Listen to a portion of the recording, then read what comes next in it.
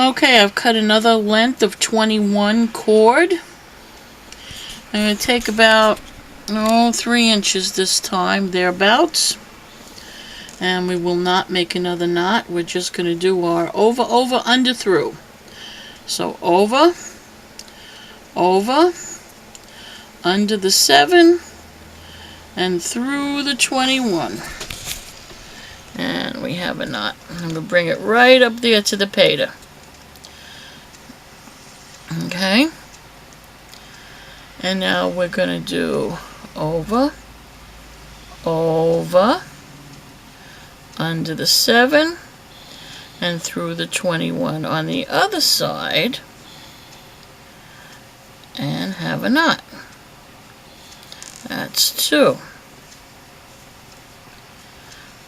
Okay. Over. See, I was forgetting my left from my right. Over, over, under, and through. And pull that. That helps make them square and flat. Okay. And now we're going to go over, over, under the 7, and through the 21.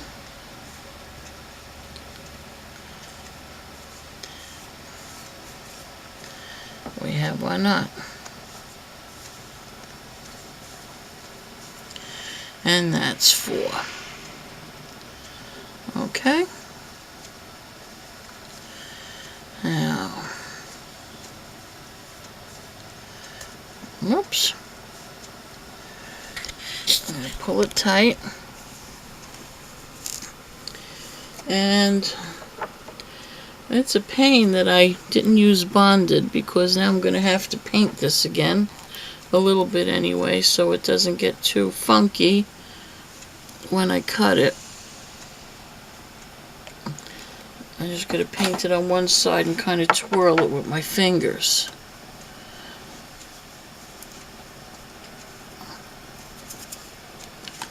Okay, and we're going to snip. Close. And snip.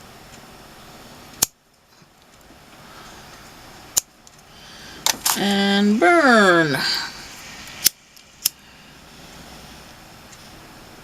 Having the nail polish helps the burn too.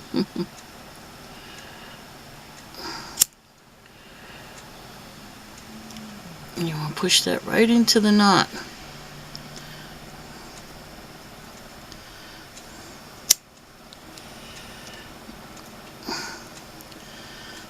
But do use bonded cord, it'll make everything a lot easier. And then what I'm going to do here is I'm just going to put on one more decade for you. And then I will finish it up.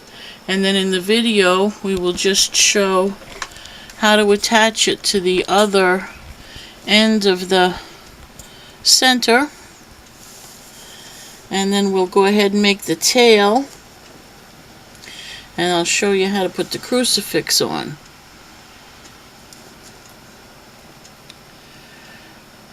Now you can make a bracelet really easy with this way as well. That one bracelet that I put up on eBay just to show that I started doing macrame, that sold in an hour of putting it up. So they are very popular, and with the European Pandora beads, you know, and the Shambhala bracelets that they have now, they're very, very popular. This is coming a little frayed, so I'm just going to do a little snip there. Make these beads go on a little easier. So we have our 10. That is 4.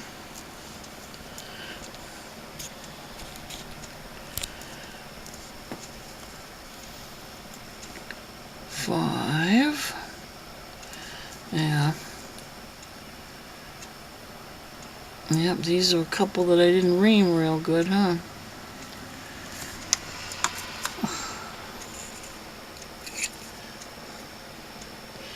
Generally, when I work with wood beads, I hold the reamer in one hand and the beads in another. This is a nice reamer because it's kind of got a file on it. Whoops, I forgot my seed bead in between there. You want to be careful because it's not like a chain link that you can take apart and fix if you mess up on the bead count. This, you would have to start all over and cut the cord. So you want to be very careful about your count and your placement of things. And don't forget, when this is done, 4, 5, 6, 7, you want to be certain that it all lines up correctly and is aesthetically pleasing. So in other words, when you hold the rosary out from tail to the end of the body, you want the paters to line up, you want the decades to line up next to each other. You know, you don't want a half an inch or an inch of,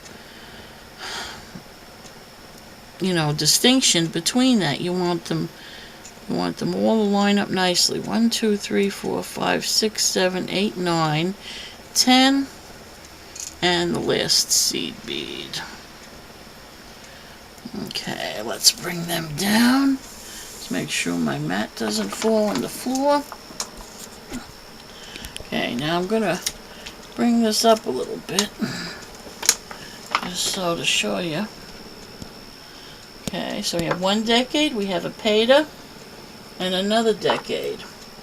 So now it's time to make another macrame spacer. We're going to take our cord, again, over, over, under, through. So we're going to go over, over, under the 7, and through the loop of the 21.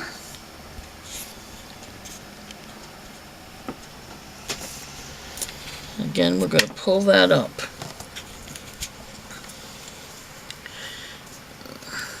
Okay. And we're going to go over, over, under, and through.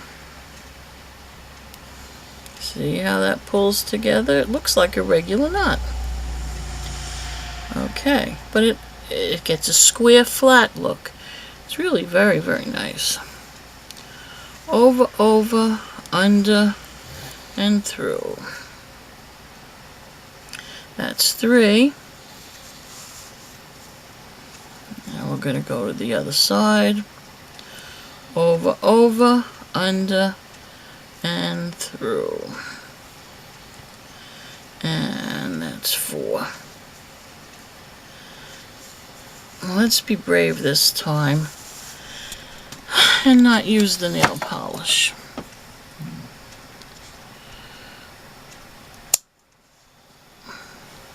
Hopefully I'll get most of the fray on the part that I'm cutting off. Good.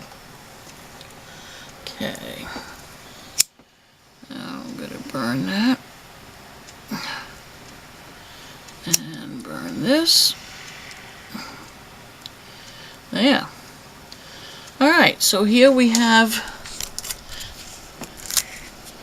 our starting point with our 3-barrel, our 3-turn barrel knot, and our first macrame spacer. We have spacer beads and wood beads, and then we have, and see, this can move. We can make this as easy or as tight as we want it to until we tie it to the other end. Okay, and then we have our next spacer, our pater, spacer, and here's our second decade with the beginning of another spacer for another pater. And we'll just put the other pater on now and do one more knot, and then I'll finish it up and we'll do the I'll show you how to connect it to the other end, making sure everything is straight and in line with each other. That's the most important thing. And with your seed beads, you want to be sure. Now you see this seed bead is a little bit longer than the rest of the seed beads. If you put a longer one on with a shorter one, there's no way in the world you're ever going to be able to line it up right when you're done. So you want to just eyeball your seed beads as you go along to make sure that you have approximately the same size. And you will realize that seed beads are not an exact science, unfortunately. Okay, so now let's take again our remaining cord.